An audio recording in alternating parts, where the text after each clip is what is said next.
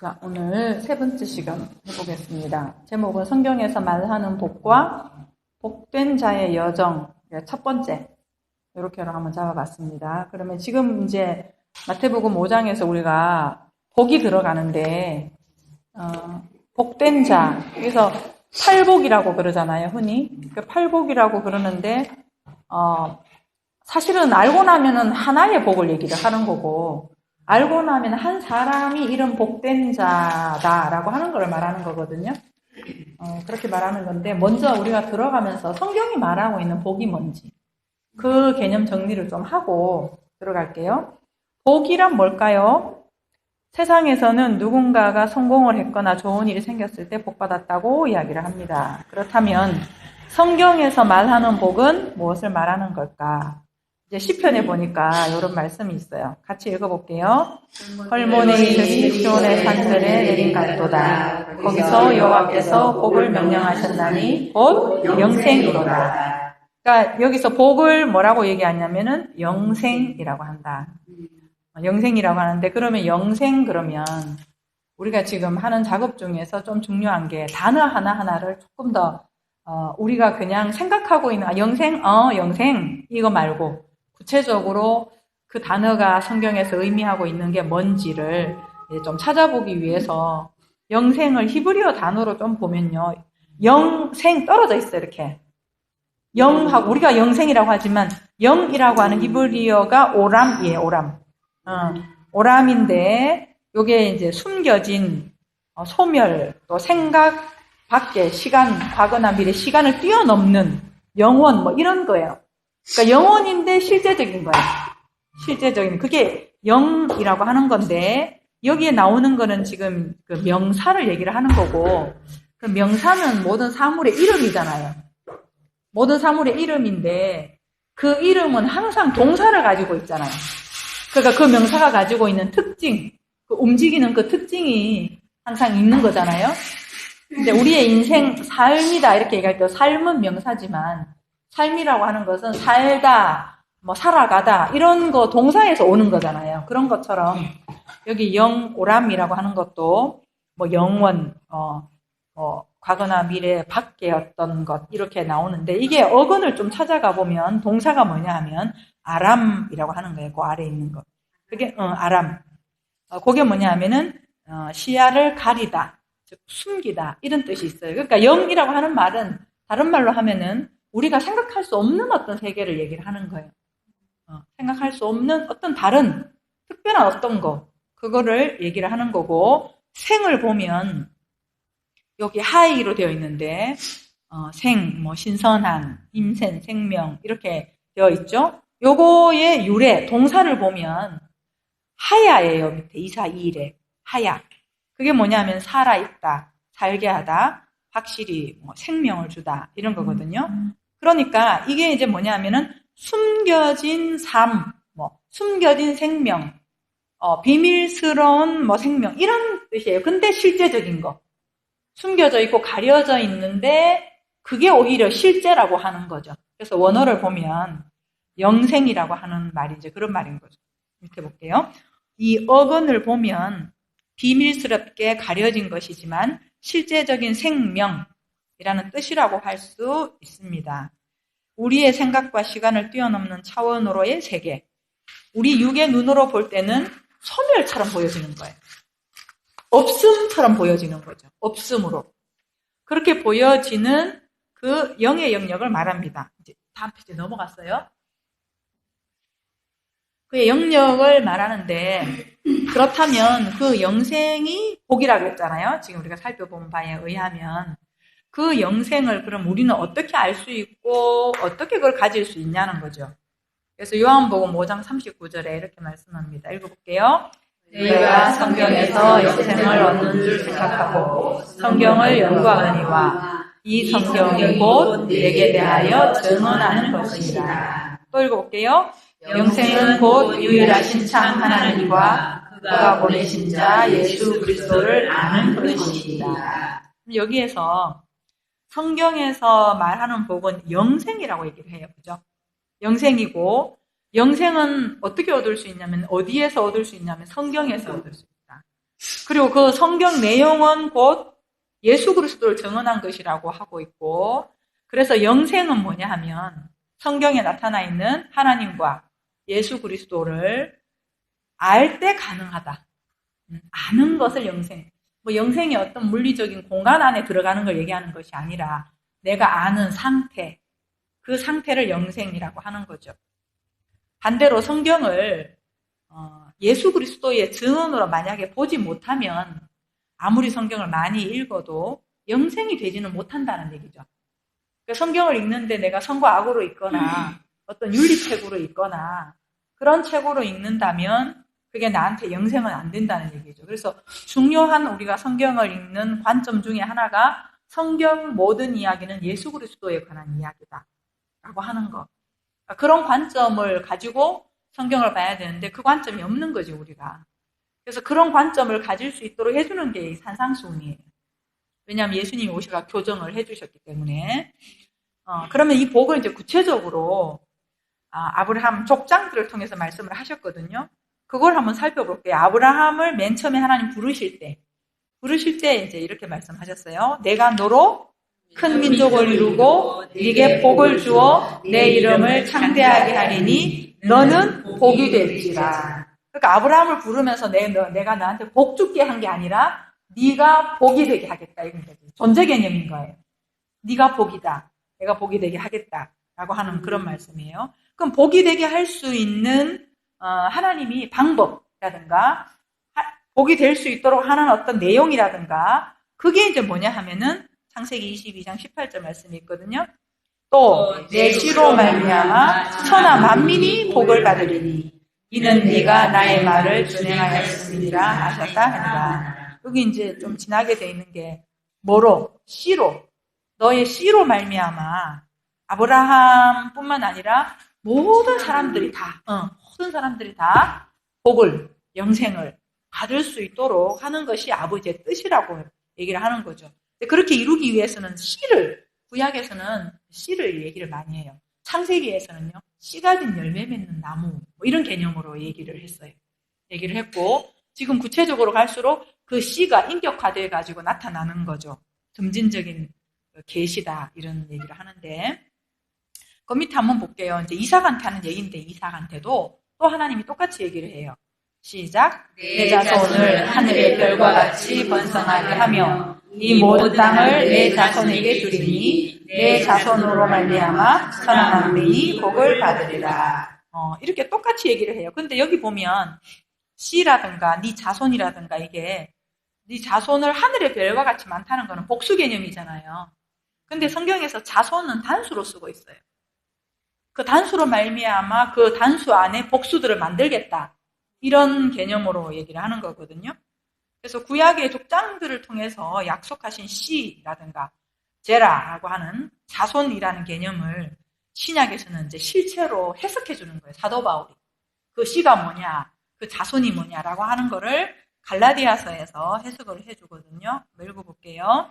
이 약속들은 아브라함과 그 자손에게 말씀하신 것인데 여럿을 가리켜 그 자손들이라 하지 아니하시고 오직 한 사람을 가리켜 내 자손이라 하셨으니 곧 그리스도. 구약에서 씨 가진 열매 맺는 나무, 구약 창세기에서는 그 그림으로 얘기하다가 그 다음에 이제 족장들을 통해서 아브라함, 이삭, 야곱에게 얘기를 할 때는 씨라고 하더니 자손이라고 하더니 그렇게 하더니 신약에 와서 확 계시가 열렸는데 보니까 예수 그리스도를 얘기하더라. 이 얘기를 사도 바울이 스케치를 한 거죠. 그래서 여기까지 한번 정리를 해볼게요. 정리를 한번 해보면 지금 우리는 복이 뭐냐라고 하는데 복은 영생이다. 근데 영생은 눈에 안 보이는 거다. 우리가 말하는 인간적으로 말하는 복 받았다라고 하는 얘기는 보이는 것들이 뭔가 이렇게 쌓이는 걸 얘기를 하는 거잖아요. 우리가 생각하는 복은 뭐 또 좋아졌다거나 뭔가 많아졌다거나 이런 걸 복이라고 얘기를 하지만 성경에서 말하고 있는 복, 영생이라고 하는 것은 아예 우리 육안이나 감정적인 오감으로 감지할 수 있는 어떤 것을 내가 가지는 상태, 그걸 복이라고 얘기를 하는 거예요. 그럼 성경에서 그 영생이라고 하는 우리 눈에 보이지 않고 내가 감지할 수 없는 그것을 하나님은 주시려고 계획을 하고 있었고 주시고야 만다라고 하는 것이 성경의 약속인 거예요. 근데 이제 사람들은 그 보이지 않는 그 대개에 대한 관심이 없는 거지. 하나님은 다 사랑한다라고 하는 거. 그래서 영생을 다 누리기를 원하신다라고 하는 거. 그게 하나님의 약속인 거죠. 약속인데 그게 이제 그 영생이 뭐냐, 복이 뭐냐, 영생인데 그 영생은 뭐냐 하면은 안 보이지만 뭔가 있는 생명. 그럼 그렇게 보면은 지금 우리가 생명이라고 생각하는 것은 하나님은 생명으로 쉬지 않는다는 거지. 우리가 육신적으로 80, 90이 되고 100세가 돼가지고 나중에 죽고 하는 그거, 그 목숨, 생명의 목숨을 성경에서는 생명이라고 여기지 않는다는 거예요. 하나님은 영생이니까 우리를 영적인 존재로 봐주신다라고 하는 거죠.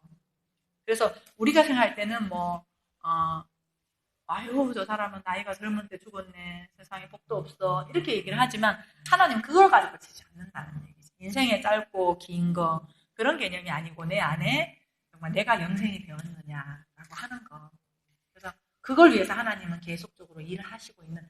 그러니까 하나님의 일은 한 가지밖에 없다는 거예요. 그러니까 우리는 이제 하나님의 일을 너무 많이 우리가 가지고 있는 조건을 가지고 하나님은 이것도 못하게 하고 저거 하면 안 된다고 하시고 이거 하라 그러고 우리가 이렇게 만들어 놓은 거지. 하나님은 하나 너는 복이야. 내가 너를 사랑해. 내가 너를 위해서 죽었어. 이거거든. 결국은 사랑인데 너무 많은 것들을 우리 안에 조건으로 가지고 있는 거라는 거죠. 그래서 줄기차게 우리가 공부를 하면서 계속 깨달아 가겠지만 결국은 하나를 말하는 거예요. 그 사랑 하나를 하나님은 계속 우리한테 이제 말씀하시는 거고, 그래서 그 사랑을 또 듣다 보면 나도 나를 용서하게 되는 거고, 나도 사랑이 되는 거고, 이제 그렇게 가는 거죠. 참 그게 구조가 바뀌어지는 게 되게 어려운 것 같아요. 그래서 영생을 얻는 방법은요, 성경을 통해서 가능하고, 그 영생은 참 하나님과 예수 그리스도를 아는 거다. 그리고 구체적으로 아브라함과 이삭의 생애 가운데 약속하신 복을 우리가 찾아본 거예요. 먼저는 아브라함을 복이 되게 하겠다는 약속을 먼저 하시고 너의 씨로 말미암아 천하가 복을 얻게 된다고 하십니다. 그 씨나 그 자손은 단수로 쓰여졌는데 신약의 바울의 해석을 보면 그리스도다. 여기까지 우리가 좀 본 거예요. 그럼 이제 그리스도를 또 알아야 되는 거죠. 우리가 말을 예수 그리스도로 믿으면 된다. 뭐 이렇게 얘기를 많이 하는데 근데 예수와 그리스도를 좀 알아야 되는 게 예수라는 이름은 제 이름처럼 똑같은 그냥 이름이에요. 그 이름을 그 당시도 예수라는 이름이 많았고 그런데 이제 마태복음에 보면 이렇게 적어놨어요. 야곱은 마리아의 남편 요셉을 낳았으니 마리아에게서 그리스도라 칭하는 예수가 나니라. 그냥 일반 명사로서 예수인데 근데 그 예수는 다른 예수하고 다른 예수들하고 다르다는 거지. 왜냐하면 그 안에 그리스도라는 진짜 이름을 갖고 오신 분이라고 하는 거죠. 그래서 이제 그리스도를 좀 알아볼 텐데 그리스도는 히브리어 메시아에서 왔어요. 우리 메시아는 너무 잘 알잖아요. 그 메시아라는 뜻이 기름 부음 받은 자인 거잖아요. 그 메시아, 히브리어 메시아를 헬라어로는 그리스도라고 하는 거예요. 크리스토스라고 해서 기름 부음 받은 자 똑같은 거예요. 근데 이제 크리스토스, 기름 부음 받은 자 있죠? 요 기름 부음 받은 자는 크리스마의 개념을 옮겨온 거거든요. 크리스마가 가지고 있는 것을 존재로, 그러니까 이제 크리스토스 그러면 뒤에 S 붙고 하는 게, 오미크론 시그마, 그렇게 해가지고, 헬라어에서 오미크론 시그마가 붙으면은 존재 개념을 가지고 오거든요. 그게 뭐냐면은 크리스토스가 크리스마에서 왔는데, 기름을 바르다라는 크리스마에서 왔는데, 크리스토스가 됨으로 기름 부음 받은 존재가 된 거예요. 그게 크리스토스 개념이에요. 근데 우리 이제 크리스토스 그러니까 우리랑 좀 비슷한 우리가 잘 아는 거 있죠? 크리스마스. 우리 크리스마스 그러잖아요. 이것도 같은 부류의 말인데 크리스마스는 크리스토스 이게 뭐라 그랬어요? 크리스토스가 기름 부음 받은 자잖아요. 그거를 복수로 만든 거예요. 크리스마스가. 그럼 기름 부음 받은 자들 이란 뜻이죠. 그래서 다른 말로 하면 크리스마스는 뭐냐면 기름들이라는 기름들. 기름들.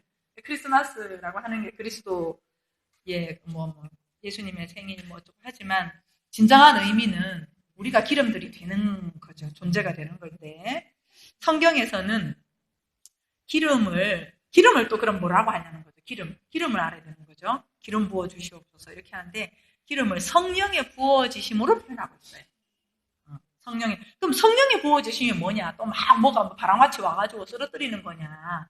그게 아니고 성령 우리 전번에 했죠. 하기오스 크뉴마 깨끗한 말 진리의 말이라고 했잖아요. 그 성령의 부어지심이라는 것은 진리의 말씀으로 새로운 존재로의 탄생을 말하는 거예요. 그러니까 내가 육은 탄생하지 않잖아요. 내 안에서 뭐가 육의 가치관에서 죽고 그 영의 가치관으로 내가 새롭게 탄생하는 것. 그것은 진리의 말씀으로 가능하다는 거죠. 이렇게 성경은요. 그리스도를 낳는 이야기예요.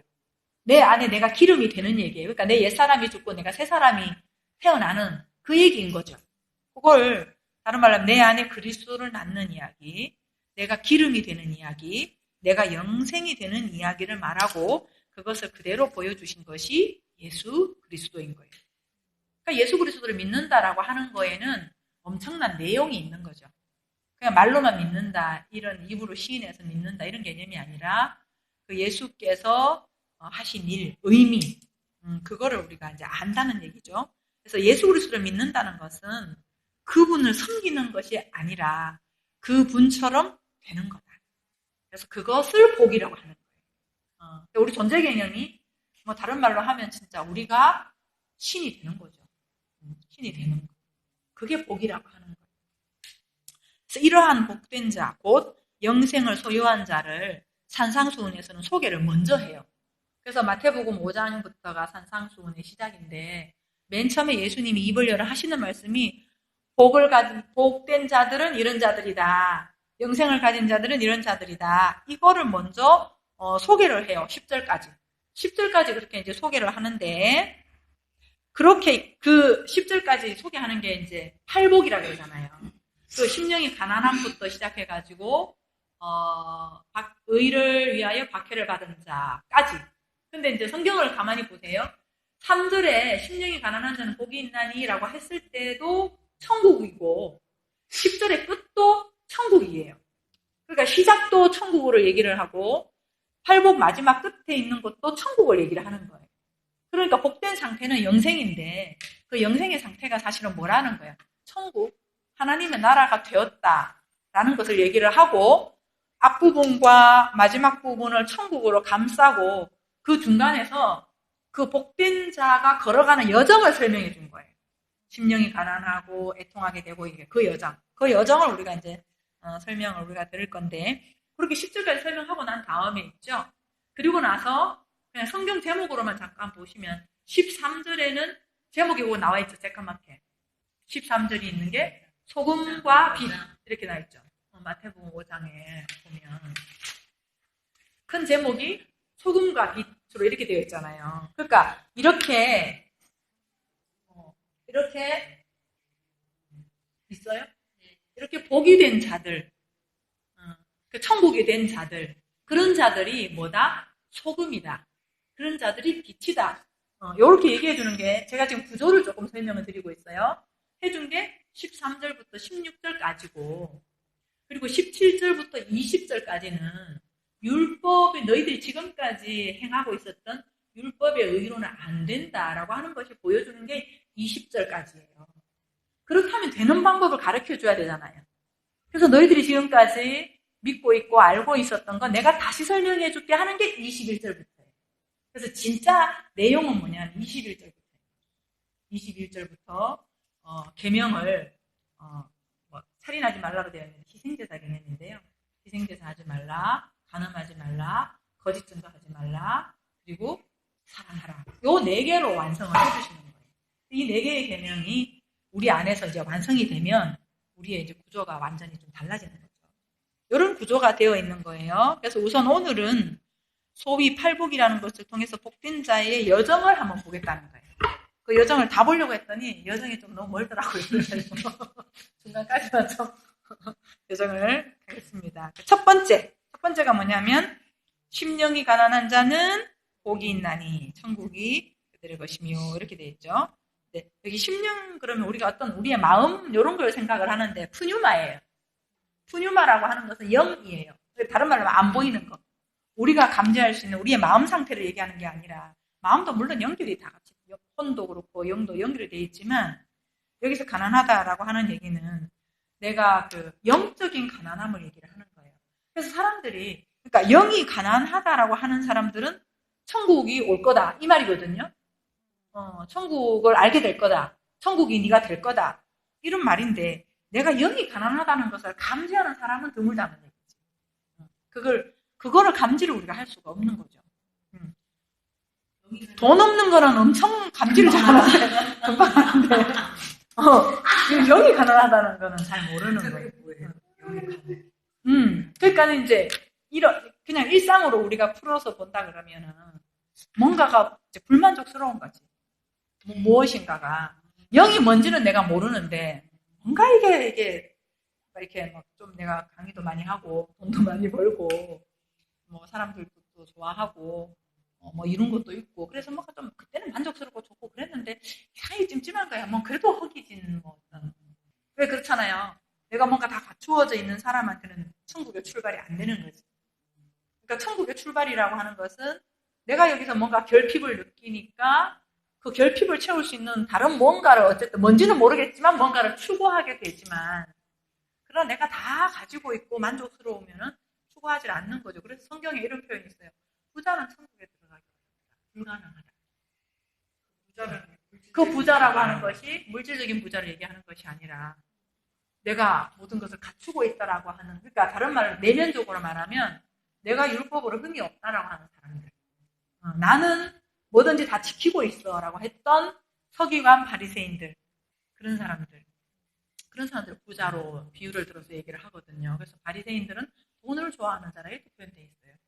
그 사람들이 돈 좋아하는 사람들이 아니거든요. 11조 철저히 하는 사람들인데 그 말이 뭐냐면은 율법 행위의 자기 의의 부자라고 하는 거죠. 근데 지금 여기서는 뭐냐면 자기 의가 깨진 거야 지금. 자기 의 자기 의라고 하는 거에 대해서 금이 간 사람인 거죠. 금이 간 사람.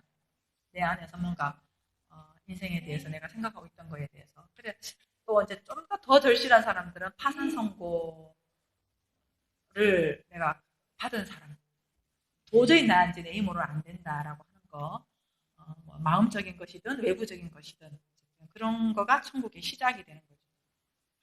그러니까 그런 것들이 사실은 기회라는 거죠. 하나님이 계속 일하신다는 얘기는 우리는 자꾸 하나님을 막 뭐 꿈에 나타나거나 아니 꿈꾸는 건 아니더라도 뭔가 이렇게 우리가 생각하는 좋은 긍정적인 쪽으로 역사하는 것을 하나님이라고 생각하는데 아닌 거죠. 다 역사인 거예요. 다. 뭐 긍정적인 것도 있지만 특히 부정적인 것일 때 더 해요. 사실은. 그런 거. 그 자리가 바로 하나님의 끊임없이 일하시는 그 자리라고 하는 거죠. 그래서 천국에 되는 시작이 뭐냐 하면은 창세기 1장 2절의 말씀하고 똑같아요. 혼돈과 어둠과 공허라고 하는 것에서 시작을 하더라. 그러니까 우리의 시작이라고 하는 것은 어떻게 보면은 어떤 우리 나름대로의 받침이 되어 있는 자리라고 한다면 하나님은 없음의 자리에서 시작하더라고요. 어둠의 자리에서. 거기가 하나님이 일하시는 시작이라고. 나로 봐서는 무능력이고 그런 자리인데 오히려 하나님은 거기서 시작을 하신다고 하는 거예요. 이게 참 이거를 그렇게 만약에 우리가 본다면요. 이게 이제 산상수훈을 하면서 그렇게 봐지겠죠. 관점이 바뀌어지니까. 그렇게 봐진다면 내 삶에서 나를 망하게 하는 것은 없어요.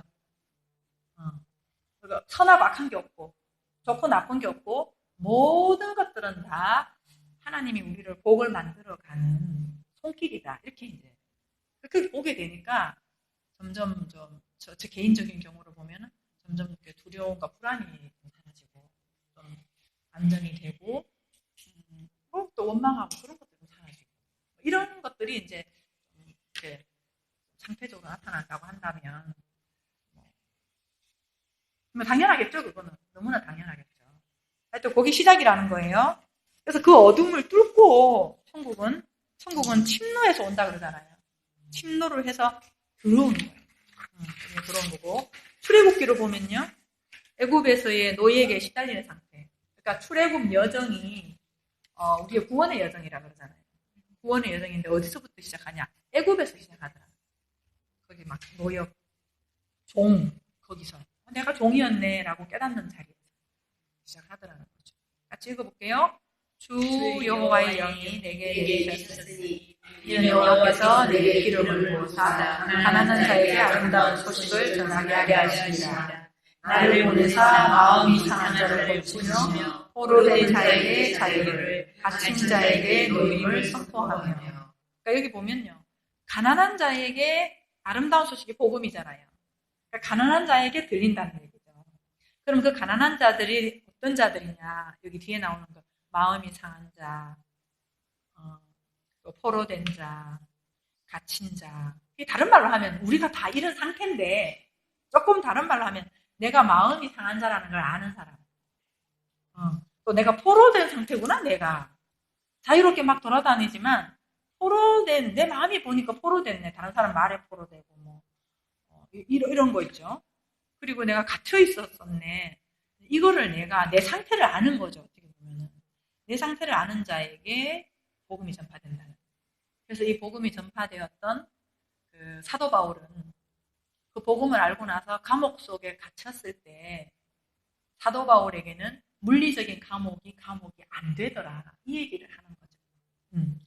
내가 원래가 갇혀 있는 존재인데 예수께서 오셔서 전해주신 그 복음을 듣고 풀려났더니 세상이 나를 가둘 수 있는 감옥은 없더라 라고 하는 것을 깨닫는 게 복음의 그 누림의 상태, 영생의 상태, 복의 상태라는 거죠.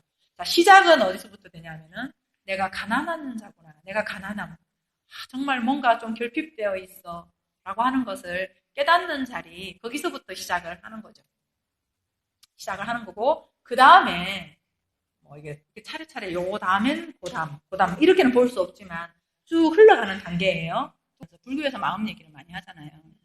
그렇게 이제 이야기를 하는데 그것도 나는 도움이 굉장히 많이 된다고 생각해요. 불교에서 특히 이제 그걸 많이 얘기를 해주니까. 근데 이제 다른 게 뭐냐 하면은 거기 아주 그럼 차이가 예수 그리스도인 거라 결국은. 그 다른 게 이제 뭐냐 하면은 불교에서 내 마음을 보고 우리 모두가 다 하나다 이런 개념 다 얘기를 하잖아요. 근데 아무리 하나라고 얘기해도 내가 하나가 돼야 되거든. 눈이 하나가 돼야 되고 내 관점이 다 깨지고. 그러니까 하나가 되려면 우리 눈은 두 개잖아. 우리의 가치관은 언제나 옳고 그른 방가나 양자거든요. 이분법이 깨지는 것과 하나를 갖는 거는 같이 가야 되는 거거든요. 근데 하나를 얘기는 너무나 잘해주는 거라 불교에서. 근데 이제 두 개라 하는데 옛사람이지. 내 존재 자체가 깨져야 되거든. 죽어야 되고.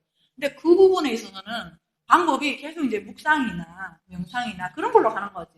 그런 걸로 가는데 한계가 있는 건데 우리는 뭐냐면은 예수님이 그 말씀을 해주셨고 당신이 우리한테 그렇게 친히 해주셨어.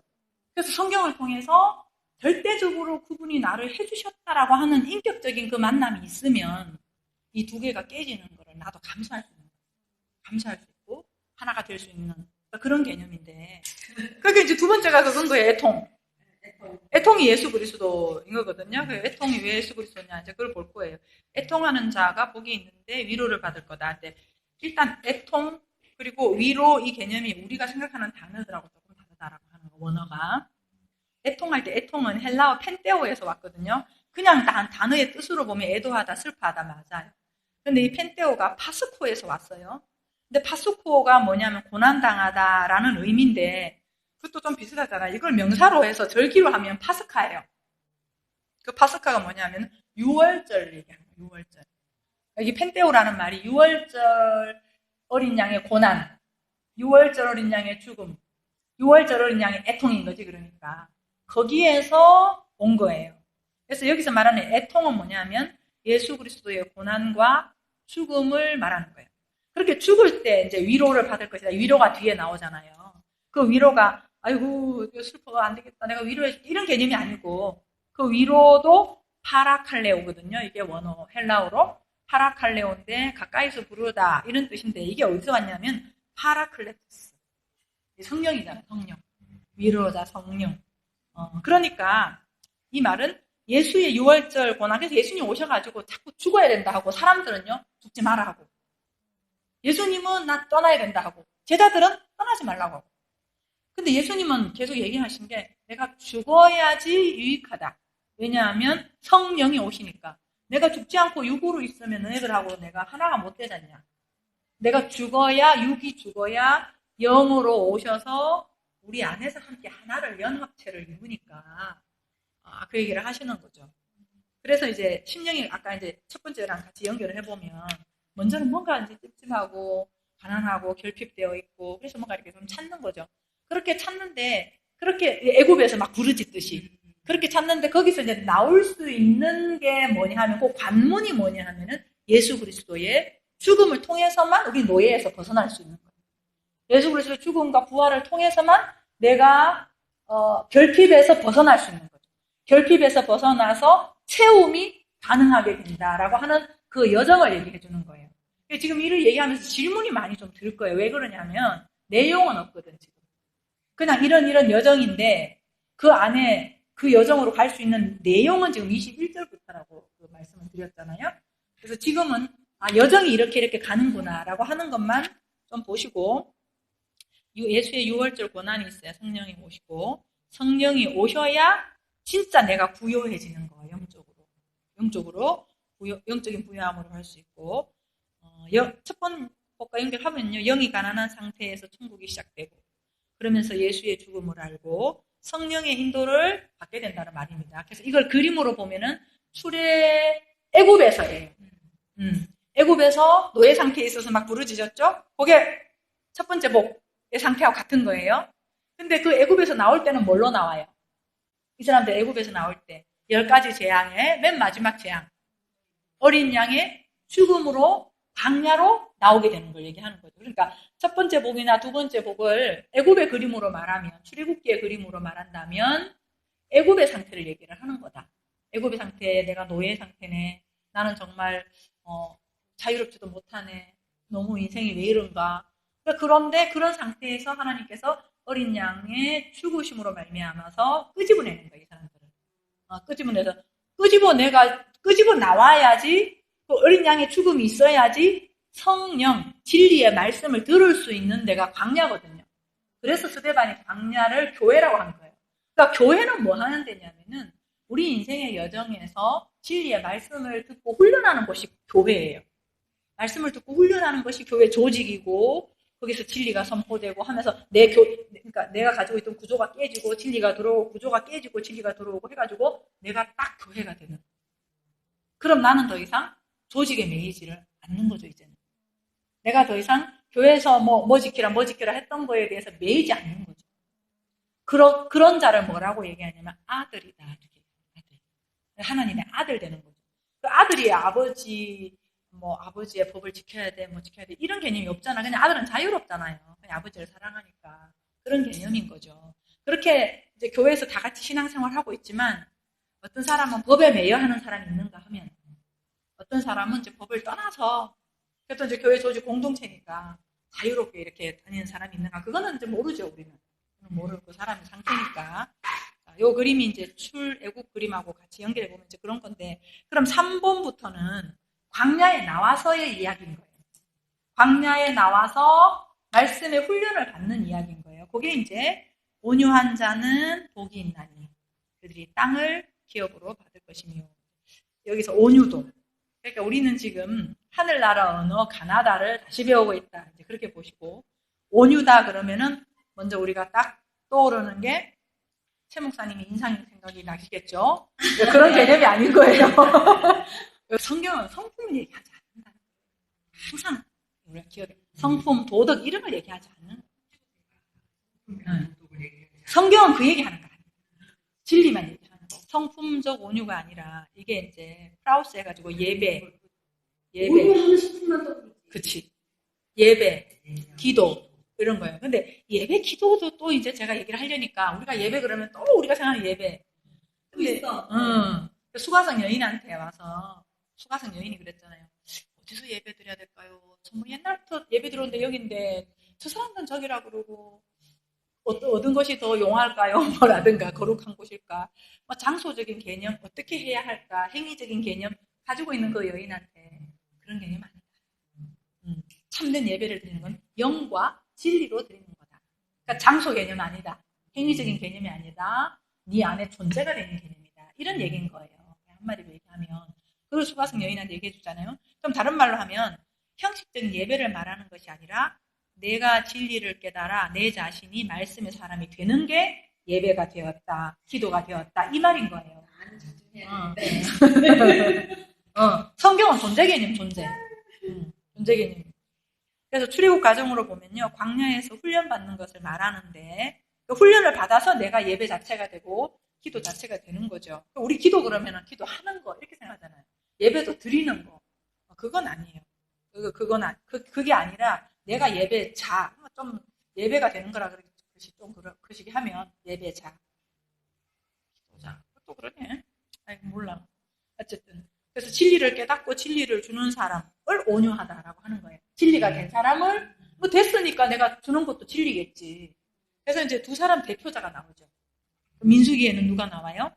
이 사람 모세는 온유함이 지면의 모든 사람보다 더하더라. 모세가 온유했어요? 성질 더러웠지. 그 온유함으로 사람을 쳐 죽이고 나와서도 성질 나니까 막 두 번 막 하나님 명령까지도 그냥 치고 막 그런 사람이었잖아요. 근데 이제 온유하다 그래요. 그리고 또 이제 신약에서 대표적인 사람 있죠.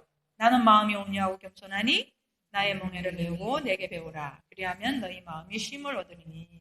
이분은 누가 얘기하신 거예요? 예수님인 거예요. 그럼 예수님을 우리도 예수님을 한번 생각해봐야 돼요. 육신적인 예수님. 그 사람은 세리와 죄인들하고 어울리고 술 좋아하고 근데 술 좋아하는 헬라어에 보면 술고래. 예수님을? 예수님이 술 좋아한다는 얘기를 헬라어에 들어가 보면 술고래. 그래서 뭐 어쨌든 이게 온유가 뭐냐 하면은 지금 구약에서는 모세를 대표로 얘기를 했고 신약에서 예수님을 얘기를 했어요. 그래서 지금 제가 예수님의 상을 우리가 좀 예수님은 너무 좋으신 분 그러는데 그렇게 맨날 배고플 때마다 가셔서 얻어 드셨던 나사로 집에 나사로가 죽었다고 하는데 안 가보시잖아요. 사람들이 와가지고 막 병들었어요. 빨리 와보세요. 그렇게 얘기하는데도 이틀이나 더 있다가 간다는 얘기거든요. 그러니까는 예수님은 사람들에 의해서 좌지우지 된 사람이 아니었기 때문에 뭔가가 이렇게 자꾸 이제 의지하려고 하는 사람들이나 그건 뭐라 그러나 서로 이렇게 같이 얽혀있는 관계 있잖아. 그런 밀착이나 이런 관계에 있는 사람들로 봤을 때는 예수님이 굉장히 차갑지. 굉장히 차가운 사람인 거죠. 그러니까 우리가 생각하는 막 예수님 상은 전부 무책임한 것 같고 그런 거죠. 근데 그분은 그냥 자신으로 사신 거지. 자신으로 사신 거지. 그러니까 그게 이제 진리라고 하는 생명으로 사신 거지만. 그래서 온유가 뭐냐 하면은 온유라고 하는 것은 모세도 이스라엘 백성들을 이끌고 오면서 그들한테 법을 풀어주고 했던 거잖아요. 그러니까 먼저 모세가 진리를 경험했고 훈련을 받아서 경험했고 그 진리를 주는 자. 그러니까 그 주는 자가 이제 뭐라고 나타나 있냐면은 그 진리를 주는데 진리를 줬을 때 그 사람이 뭘 얻어요? 쉼을 얻는 거죠. 그렇게 줄 수 있는 자를 온유하다라고 얘기를 하는 거죠. 그래서 지금 제가 굉장히 온유한 거예요. 내가 진리로 훈련을 이렇게 받고 그 진리를 주는 거. 막 율법의 멍에를 내게 주는 게 아니라 진리를 주는 그걸 온유하다. 그 온유한 훈련이 광야에서 이루어진다라고 하는 거죠. 그럼 뒤에 이제 설명 볼게요. 광야에서 말씀의 훈련이 시작됩니다. 자, 이제 애굽하고 광야하고 다른 점을 한번 보시라는 얘기예요. 우리가 지금 애굽을 벗어나서 광야에서 훈련받는 내용이 뭔지 우리 개인한테도 이제 포함이 되겠죠. 애굽에서는 신을 섬겼죠. 피라미드가 위로 올라가잖아요. 광야에서는 하나님을 섬겨주시고 애굽에서는 상형 문자, 성각 문자를 막 새겨가지고 신한테 올려드렸다 그랬잖아요. 그런데 광야에서는 하나님이 문자를 직접 써서 주시는 거예요. 애굽에서는 신을 숭상했지만 그 신을 숭상했는데 애굽에서의 신이 뭐라 그랬어요? 신을 섬긴 소, 아피스 만년필이 거기서 왔다 그랬잖아요. 근데 멤피스라는 도시에다가 아피스라는 소를 만들어 놓고 섬겼는데 광야에서는 신의 상징인 소를 죽이라고 하는 거죠. 그리고 히브리어 첫 글자 알레프도 소에서 왔다 그랬잖아요. 이런 제물의 종류가요. 제물, 희생제사 드릴 때 소, 양, 비둘기죠. 대표적인 게. 근데 이게 딱 삼위일체하고 떨어져요. 그러면 히브리어 첫 글자 하나님을 상징하는 알레프가 소죠. 소를 말하고, 양은요, 어린 양, 예수 그리스도를 말하고, 비둘기는요, 신약에 오면 성령을 상징하잖아요. 그러니까 구약에서 지금 동물 희생 제사 드릴 때에 제물이 이 세 가지가 대표적인 건데, 이걸 죽이라고 한 얘기가 제사의 의미가 뭐라는 거예요. 결국 성부, 성자, 성령을 죽여서 제사 드려라. 이 말은 뭐냐면은 내가 죽어서 너희들을 살리겠다. 성경 그 얘기인 거예요. 근데 우리 사람들 어떻게?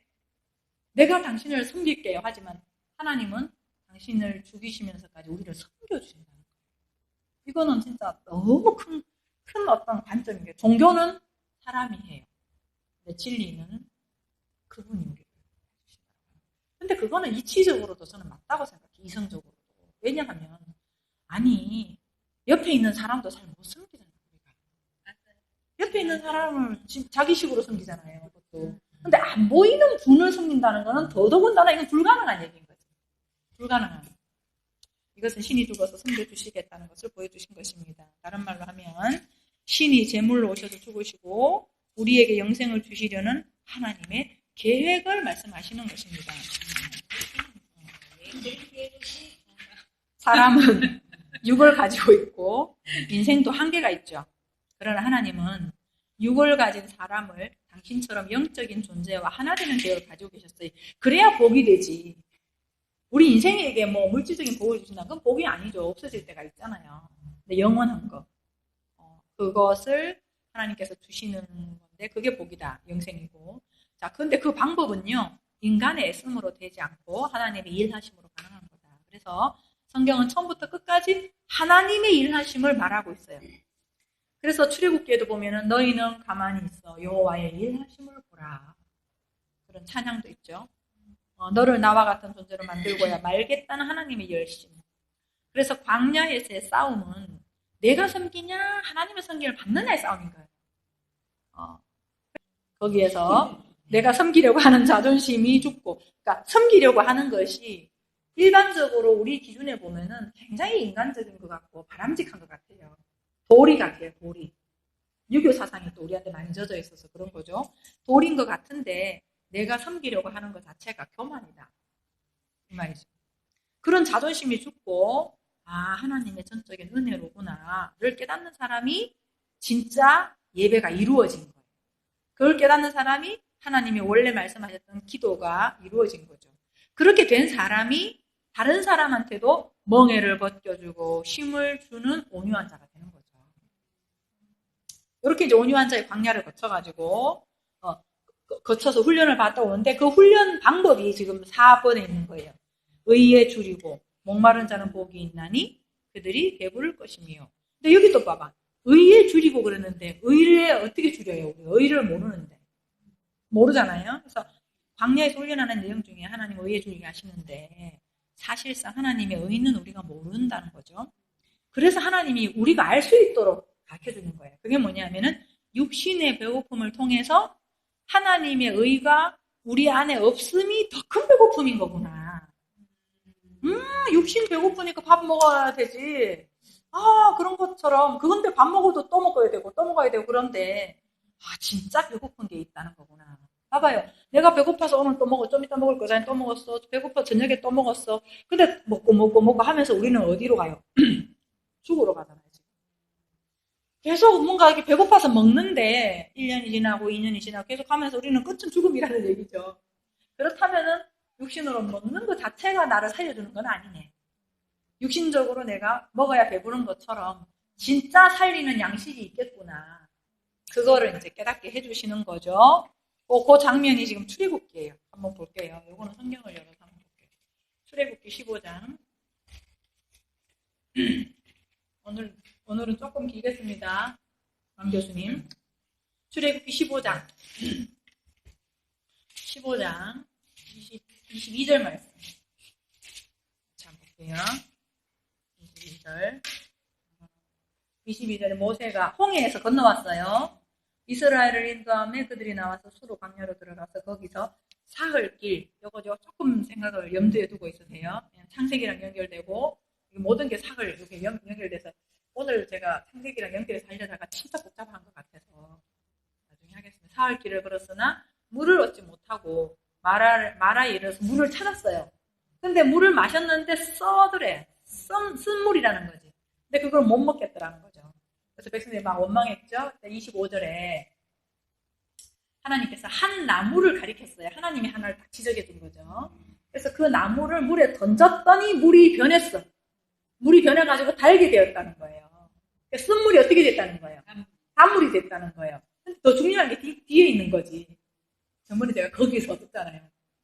쓴물이 단물이 된 자리. 거기서 여호와께서 그들을 위하여 법도와 율례를 정하시고 그런 거예요. 법도와 율례를 한마디로 말하면 뭐예요? 율법. 법도와 율례를 한마디로 요약하면 율법인 거예요. 근데 지금 하나님이 이 사람들한테 율법을 준 거는 출애굽기 19장 5거든요. 지금 홍해 건너와가지고 시내산 가기 전이에요, 지금.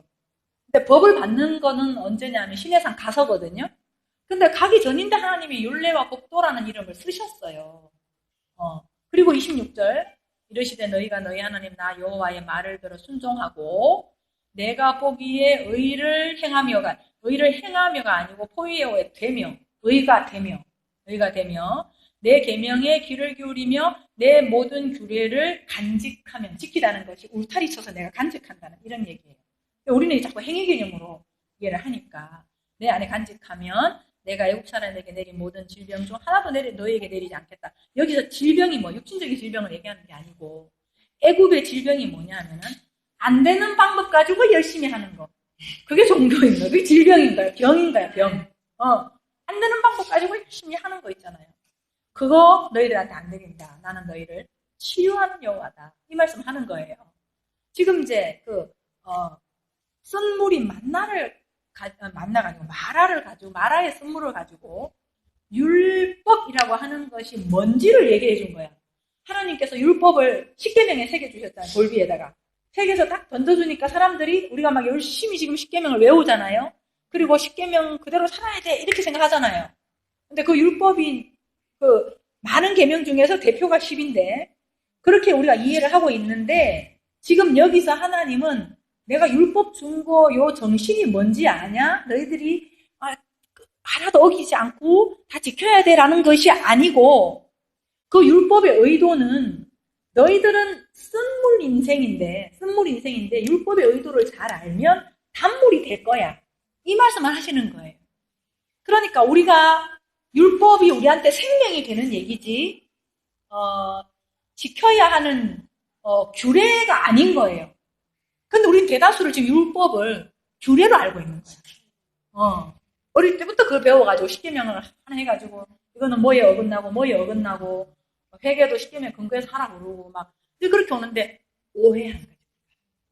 하나님은 율법을 주신 의도는 너희들은 쓴물이야라고 하는 걸 알게 하고 그 알게 한 그 쓴물 인생을 내가 달게 해주겠다라고 하는 것을 보여준 게 율법인 거예요. 그럼 이 말이 무슨 말인가를 우리가 정확하게 알려 그러면 21절부터 공부할 때 율법을 재해석해 주는 거 아니면 더 선명해지는 거죠. 그래서 중요한 것은 율법을 우리가 계명으로 지켜야 되는 건 아니구나라고 하는 것만 아시면 좀 감지를 하시면 지금 거기까지만 좀 감지를 하시면 되겠어요. 밑에 설명 한번 볼게요. 자, 광야에서 목을 마르게 하세요. 그리고 광야로 있잖아요. 이 사람들이 광야로 들어왔잖아요. 근데 길이 블레셋 길이 있었고 수르 길이 있었고 한 3군데를 거쳐와요. 글로 가면 빨리 가거든요. 가나안으로 가는 길. 근데 하나님이 글로 안 가고 광야로 끌고 와. 우리를 이제 하나님의 그 말씀으로 인도할 때 우리를 자꾸 이제 다른 데 이렇게 들어가기도 하시고 그러잖아요. 탕자처럼 딴 데도 가보게 하시고 다른 걸 겪어보기도 하시고 이렇게 하잖아요. 내가 가는 거지만 이 목마른 곳으로 인도하는 거예요. 그러다가 결국 인생들이 목마르다 그랬잖아요. 그래서 목마르다 하면서 찾은 것이 물인데 쓴물인 거죠. 그래서 목말라 해가지고 우리는 어떤 물을 찾아요? 명예의 물, 돈의 물, 뭐 무슨 물이 있잖아요. 우리가 뭔가 이렇게 내 마음의 갈증을 해결하려고 하는 거. 근데 알고 봤더니 쓴물이더라는 거야, 쓴물. 그걸로는 해결이 안 되더라는 얘기죠. 이런 쓴물 인생이 한 나무가 던져지는 거예요, 나무. 십자가, 예수 그리스도를 얘기하는 거죠. 던져짐으로 달게 된 사건을 보여주시는데 이 나무는 약속의 나무 위에 달리신 예수님을 이야기하고 그러므로 죽음에 연합된 우리들도 그러니까 예수의 죽음에 연합된 거죠. 연합된 우리들도 쓴물에서 죽고 단물 인생으로 부활하는 것을 말씀하고 있는 거예요. 그럼 내가 율법을 제대로 깨달으면 어떻게 되는 거예요? 옛사람에 대해서 죽고 새 사람으로 거듭나는 것, 그 생명을 갖게 되는 거지. 율법을 제대로 이해하면. 그죠? 그래서 그 작업을 우리가 하려고 하는 거잖아요. 이렇게 하시려고 주신 하나님의 의도가 담겨 있는 것이 율법이다. 그렇게 율법의 진짜 의도를 깨달아서 내 안에 의가 되고 그 계명을 잘 간직하면 애굽의 질병을 내리지 않겠다고 하는 거예요. 애굽의 질병은요, 안 되는 것 가지고 열심히 하는 거, 그게 뭐냐? 율법 행위로 열심히 하는 거, 그건 안 된다는 거예요. 그걸 치료해 주겠다는 거예요. 근데 요 그림하고 똑같은 게 어디에 있냐면 신약에 있어요. 신약에 있는데 요한복음 2장 한번 가보세요. 요한복음 2장. 우리가 너무나 잘 아는 내용이에요. 예. 가나 혼인잔치거든요. 여기 보면 요한복음 2장. 여기서 조금 더 염두에 좀 보여야 될 게 2장 1절에 또 뭐가 나와요? 사흘이 나오죠. 그러니까 사흘에 보는 의미가 좀 있는 거죠. 그때 갈릴리 가나에 결혼식이 있었던 거죠. 결혼식이라고 하는 것은 성경에서 말하는 진짜 결혼식은 하나님과 우리가 결혼하는 거예요. 결혼식의 비유를 든 것도 신랑이신 예수님이 오셨으니까. 물론 예수님이 참 신랑은 아니에요. 성령이 진짜 신랑. 예수님은 성령을 오게 하는 그런 신랑인 거예요. 어쨌든 그런 결혼식을 얘기를 하는데 거기서 정말 필요한 포도주가 떨어진 거잖아요. 그러니까 인간들의 한계가 드러난 거지. 그래서 그 포도주가 떨어졌어요. 그래서 포도주가 없다고 했어요. 그랬더니 6절 보세요. 이제 포도주를 만들어 주시려고 하는데 포도주를 그냥 만들어도 되잖아. 근데 6절에 보면 유대인의 정결 예식을 따라 두세 통 되는 돌 항아리 6이 녹였는지라 하니까 그 항아리에는 이 사람들이 그 율법에 그 자기들의 전통이 있어요. 손을 씻고 들어가야 되는. 먹을 때 손을 씻고 먹어야 되는. 이게 성막에서 행하는 그 율법 행위를 얘기를 하는 거거든요. 그거를 얘기를 하는데 그 항아리를 하는 예수님께서 빌어가지고 거기다가 포도주를 만드세요. 새 포도주. 그러니까 율법이라고 하는 곳에서 새 언약의 진리를 이루시는 거죠. 아까 그 그림으로 보면 뭐에서? 무슨 물로? 어떤 물에서? 쓴 물에서 단물로 만드는 그 그림하고 지금 똑같은 거예요. 똑같은 얘기예요. 자, 가나 혼인잔치가 벌어지는 곳입니다. 그곳에서 기쁨을 상징하는 포도주가 떨어진 겁니다. 그 포도주는요, 천국 음료다 이렇게 얘기하거든요. 이 말은 하나님과의 혼인으로 기뻐해야 할 인생들의 상태를 말합니다. 거기에서 예수께서는 포도주를 만드시는데 하필이면 유대인의 정결 예식을 위해 놓여있는 돌항아리를 사용하십니다. 이들이 지키고 있었던 율법 규례를 말하죠. 이것이 바로 애굽의 질병 가운데 있음을 말하는 거고 되지 않을 방법으로 애쓰고 노력하는 이 고질병 가운데 있는 사람들 말하는 거죠. 바로 그 질병의 자리에서 율법의 진짜 의도는 기쁨을 잃어버린 인생들에게 기쁨을 찾아주시는 하나님의 마음이라는 거예요. 율법은 우리가 열심히 노력해서 지키는 것이 아니라 하나님의 진짜 의도를 알면 진짜 기쁨을 주시겠다, 영생을 주시겠다는 하나님의 의도라는 거죠. 율법을 율법 행위로만 알면 그저 항아리에 물로 또 씻고 또 회개하고 또 씻고 그렇게 하는 내가 내 자아라고 하는 선악 판단자의 자리에서 내려오지 않는 우리 인간 열심으로서의 반복할 뿐이지 율법을 통해서 하나님의 은혜를 알면 이제 그때는 내 행위가 멈춰진다는 얘기가 뭐예요? 쉼 이런 얘기예요. 쉼.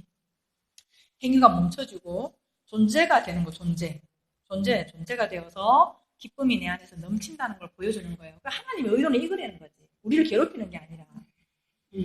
출애굽기에서는 인생 광야에서 물을 발견했으나 우리가 막 열심히 찾아서 물을 발견했는데 쓴물이었더라는 거고 요한복음에서는 포도주가 있었지만은 그 우리가 기쁨을 상징하고 있는 그 포도주가 우리들이 만든 포도주가 있었지만 그건 인생들의 한계가 바닥나는 자리고 우리가 아무리 기쁘면 포도주를 만들어도 바닥이 있다, 한계가 있다 이걸 보여주고 내 인생이 쓴물이어서 더 이상 마실 물이 없다는 것을 알고 절망하고 실망하는 그 자리 내가 가진 돈이나 성취나 역할이나 노력이나 애씀의 한계를 느끼는 그 자리에서 하나님은 당신의 법을 성취하신다는 것입니다.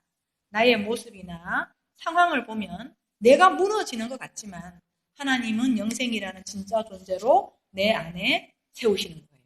겉으로는 무너지는 것 같아요. 근데 이게 예수님이 십자가의 죽음과 부활이라고 하는 것을 다른 말로 하면요. 무너지고 세우는 거예요. 그러니까 우리 안에 하나님의 역사는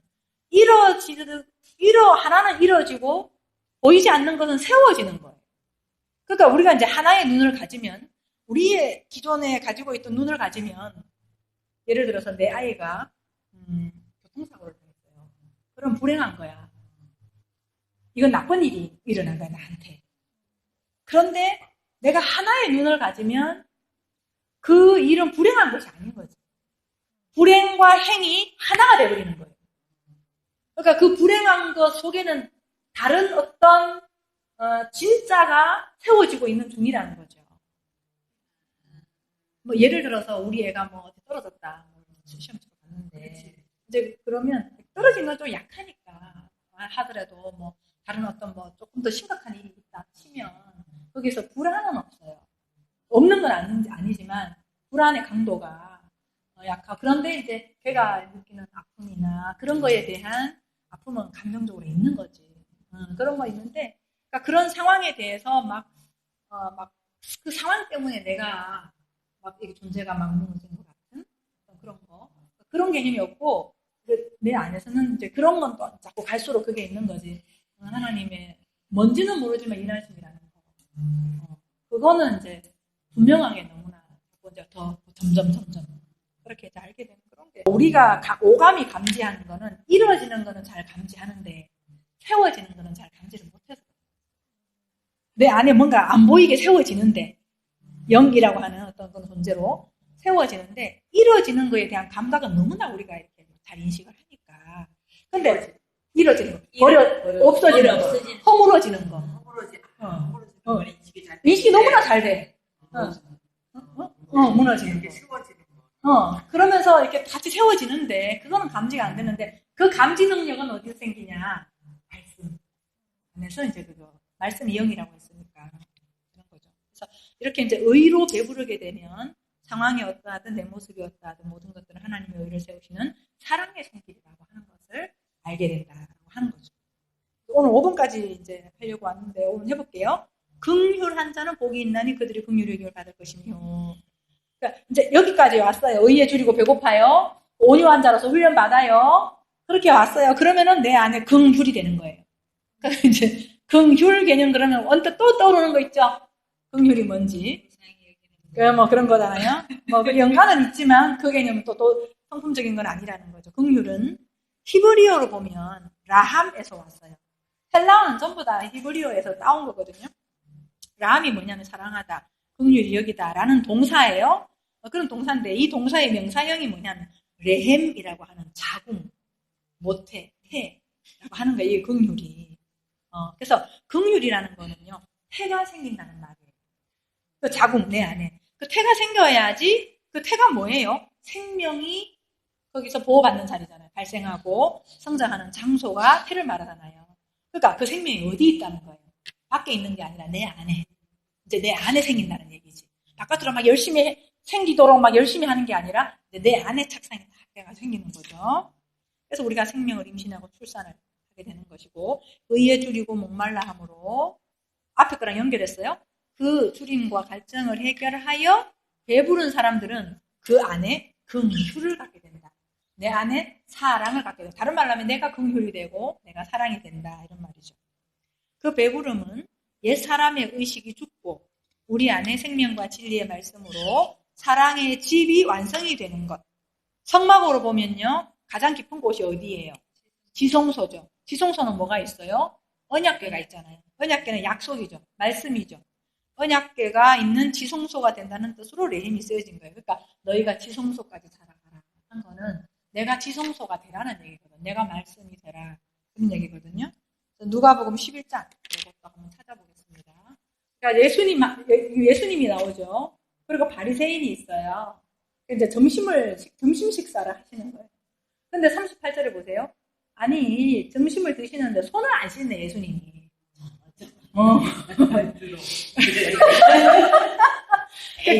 그러니까 우리 개념으로 보면 별거 아니잖아. 근데 이 사람들은 법을 어긴 거예요. 자기들의 그 장로들의 유전이거든요. 법을. 그러니까 바리새인이 이상한 거지. 지가 하나님의 아들이라고 하면서 그럼 법 하나도 안 지키는 거지. 그러니까 39절 하는 말이 너희 바리새인은 지금 잔과 대접에 겉은 깨끗이 하는데 너희 속에는 탐욕과 악독이 가득하다는 거야. 이게 참 무시무시한 얘기 하는 거죠. 그러니까 잔과 대접에 겉은 깨끗이 한다는 얘기는 잔, 대접 이거는요. 성전 기물을 얘기해요. 성전 기물. 그러니까 이 사람들이 가서 청소하고 그런 거 하잖아요. 안에서. 그럼 전부 다 등잔대라든가 떡상이라 전부 다 이렇게 잔으로 되어 있고 대접으로 되어 있거든요. 근데 이 사람들이 이제 이 말은 아니겠지. 청소를 하는데 대접이 있다면 대접에 겉에만 씻고 안에는 안 닦고 이런 개념을 얘기하는 게 아니겠죠. 그 비유를 들어가지고 가서 성전에 가서 의식을 행하는 거 이게 뭘 하는 거다. 속은 안 되는 짓을 하고 있다. 겉에 율법 행위만 하고 있다라고 하는 것을 지금 얘기하는 거예요. 겉으로 열심히 하는 한은 속은 뭐다? 탐욕이고 악독이다. 무늬만 그리스도인. 그 얘기하는 거예요. 그러면 40절에 우리 서건자들아 겉을 만드시니가 속도 만들지 않는 이제 이 말은 뭐냐면 겉을 만드신 이유는 속이 되게 만들지가 뭐냐는 포이에오 해가지고 되게 만들다 이런 말이거든요. 그러니까 겉을 만든 이유는 속이 되게 만들려고 만든 거 아니냐 이 말이에요. 율법 행위를 준 거는 너희들 속에다가 이루려고 준 거 아니냐. 그러니까 그 말인 거예요. 근데 41절에 보면은 그러나 이렇게 하니까 이거 할 때 이게 막 헬라어를 자꾸 하나하나 해야 되니까 좀 복잡해지는데요. 더욱이 이런 뜻이 더 강해요. 더욱이 또 너희들은 그 안에 있는 곳으로 구제하라 이잖아요. 그러니까 이 구제가 되니까 이게 우리가 또 이제 금방 떠오르는 게 구제가 금방 우리 떠올라. 구제가 긍휼인 거예요. 헬라어로. 이 구제가 긍휼인 거예요. 긍휼. 긍휼인데 이제 긍휼이요. 엘레에몬이거든요. 긍휼은 헬라어로 엘레에몬인데 여기에 단어는요. 엘레에모순에 쉬네 이렇게 되죠. 엘레에모쉬네. 그러니까 나중에 이제 뭐 사전을 찾아보실 분들이 별로 없겠지만 혹시 보시면 쉬네가 붙으면 내 안에 된 상태를 얘기해요. 엘레몬 그러면 그냥 바깥에 긍휼이 있는 거고 엘레모쉬네 그러면은 내 안에 된 걸 얘기하는 거예요. 내가 긍휼이 된 거. 아까 뭐라고 했어요? 내 안에 태가 만들어진 거. 생명의 그 태, 자궁이 만들어진 상태 그게 긍휼이다. 이렇게 얘기를 하는 거예요. 그러니까 이게 무슨 말이야? 겉을 가지고 열심히 할 것이 아니라 겉에 진짜 의도를 깨달아서 속이 되도록 하나님이 하신 거다. 응? 그러니까 너희 안에 긍휼이 되게 해라 이런 거지. 네 안에 생명이 되게 해라. 그러면은 모든 것이 깨끗하다 이 말은요. 그러면 율법도 깨끗하고 네 안도 깨끗해진다 이거예요. 율법이 나쁜 게 아니거든요. 율법에 겉으로 주신 율법 행위가 없으면 안을 모르잖아요. 그러니까는 사실은 율법의 의도도 선한 거예요. 근데 악한 게 뭐냐 하면 율법 그것만 아는 거. 율법의 행위만 알고 자꾸 하는 거. 그게 악하다라고 하는 거지. 하나님은 이 율법의 행위를 주시면서 그걸 가지고 율법은 그래서 몽학 선생이다 그러잖아요. 그걸 통해 가지고 예수 그리스도를 알도록 하는 건데 이 사람들은 진리를 아는 걸로 나가지 않고 자기들 행위만 열심히 하는 거예요. 그걸 가지고 이 사람들한테 바리새인들한테 얘기하면 42절에 화 있을진저 그런 너희들한테 지금 예수님 화가 나서 하는 게 아니에요. 우리가 화 있을진저 그러면 우리 성질하고 같이 예수님 어디 진리만 말씀하신 거야. 화가 나가지고 이놈의 새끼도 이런 개념이 아니라 그 상태가 뭐다? 그 상태가 화 상태라는 거야. 화 있을진저 너희 바리새인이여 너희가 박하와 운향과 모든 채소의 11조는 드리되 이거는 전부 다 성전 율법 행위로 보시면 돼요. 성전에서 드려지는 어떤 그런 것들을 보시면 돼요. 그런 것들은 열심히 잘하면서 공의와 하나님께 대한 사랑은 버리네 그러는 거죠. 그러니까 정작 하나님이 원했던 그 사랑은 취하지를 못하는 거죠. 열심히 율법 행위를 하면서도. 근데 이제 그러나 이렇게 돼 있잖아요. 그리고 이것도 행하고 저것도 버리지 마라. 그러니까 이게 또 여기서 헷갈리는 거지. 그러면 율법 행위도 하고 이것도 해라는 얘기인가? 그런 얘기가 아니라 이것도 행한다는 말이 이것도 되고 행한다 나오면 포이에오라는 헬라어로 내 안에 되는 거 얘기를 하는 거예요. 그때 행함을 얘기를 하는 게 아니라 행함이 아니라 존재가 되는 거. 존재가 되는 방법은 뭐라 그랬어요? 율법 행위를 존재 개념으로 깨달아 아는 거. 진짜 의도로 알면 존재 개념이 되는 거예요. 근데 우리가 율법 행위를 행위로만 알면 밖에만 있어요. 행위로 계속 해야 되는 거니까. 그런데 진짜 하나님이 말씀하신 의도대로 깨달으면은 내 행위가 멈춰지는 거죠. 아, 내 안에 사랑으로 가지라고 말씀하시는구나. 이렇게 이제 안다는 것이죠.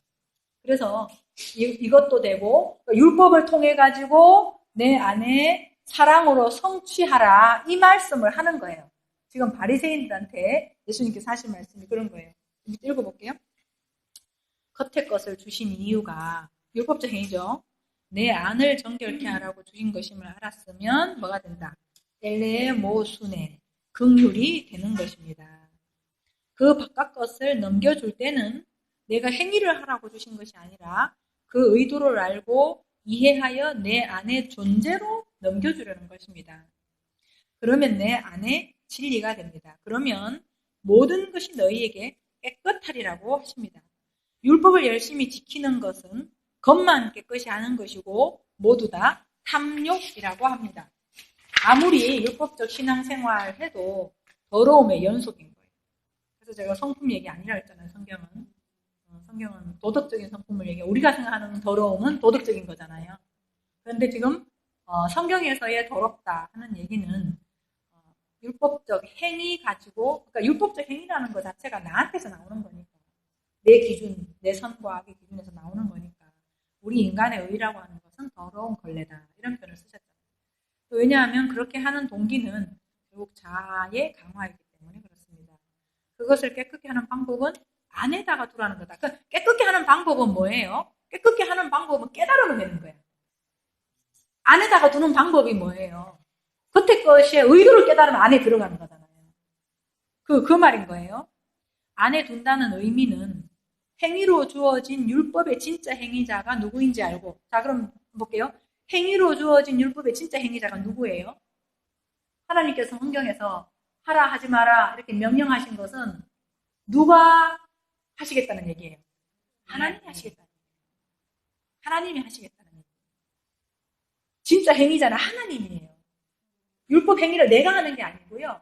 하나님이 이렇게 하시겠다는구나. 율법이 진짜 의도를 깨닫는다는 말은 그 말이에요. 하나님이 이렇게 하시겠다는 거구나.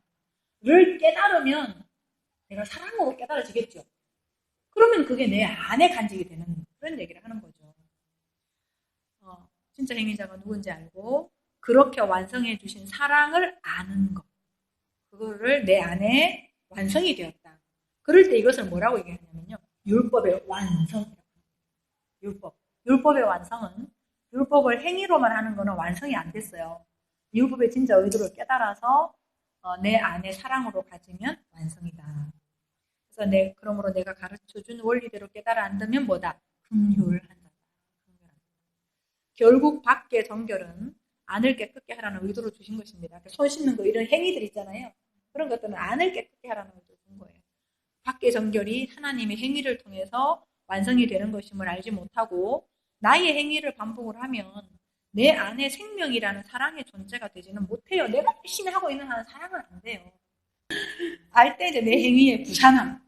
그러니까 내 행위를 자꾸 해야 되는 사람은 부산해요. 너무 부산해요. 부산했죠. 그러니까 가만히 있으면 안 되니까 뭐 해야 되니까. 근데 그저 은혜가 전부구나 하면요 쉬게 돼요. 성경은 하나님의 은혜를 얘기하는 거구나 힘이 되고 그러면서 그 사랑이 그분으로 인한 사랑이 내 안에 나를 용서하게 되고 그 사랑이 내 안에 미움을 놓게 하고 그 사랑이 나를 이끌고 가게 돼. 이게 변화라고 한다는 변화인 거죠. 이것을 긍휼이라고 하는 것입니다. 내 안에 생명이 됐다는 것입니다. 수고하셨습니다.